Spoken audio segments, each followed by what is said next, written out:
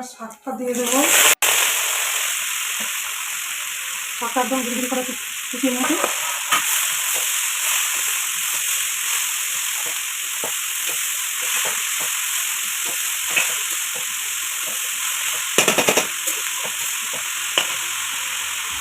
তবে শাকটা দেওয়া হবে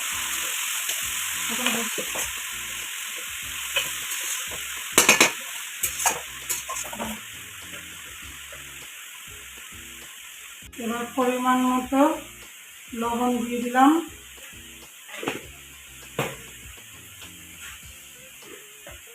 পরিমাণ মতো হলুদ দিয়ে দিলাম।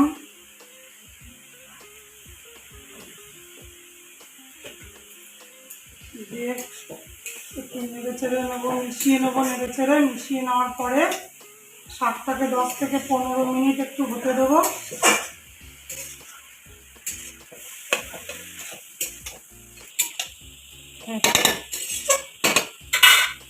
সামান্য একটু জল দিলাম। জল দিয়ে শাকটাকে একটু ঢেকে দিলাম, দিয়ে গ্যাসটা একটু লো করে দিলাম। এবার আমরা বাদামগুলোকে এভাবে একটু ভেঙে নেব। বাদামটা ভাঙা রেডি। এভাবে বাদামগুলোকে ভেঙে নিয়েছি।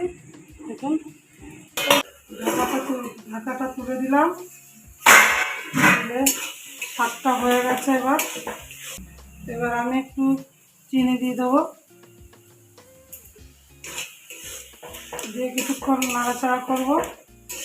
জলটা হালকা একটু জল আছে, এটা টানিয়ে নেব। দেখুন শাকটা হয়ে গেছে রেডি একদম। এবার বাদামগুলো আমি দিয়ে দিলাম। দিয়ে একটু নেড়ে চেড়ে শাকটা আমি নামিয়ে দেবো। আপনারাও হয়ে গেছে শাকটা, বাদামটা দিয়ে দিয়েছি। এবার শাকটা নামিয়ে নেব। আপনারাও বাড়িতে এভাবে এটা ট্রাই করবেন, খুব সুন্দর লাগবে, করে খেয়ে দেখবেন। আর আমার চ্যানেলটি যদি ভালো লাগে একটা লাইক, শেয়ার, কমেন্ট করে দেবেন। আর সাবস্ক্রাইব করে পাশে থাকা বেল আইকনটি অন করে দেবেন নতুন নতুন ভিডিও পেতে।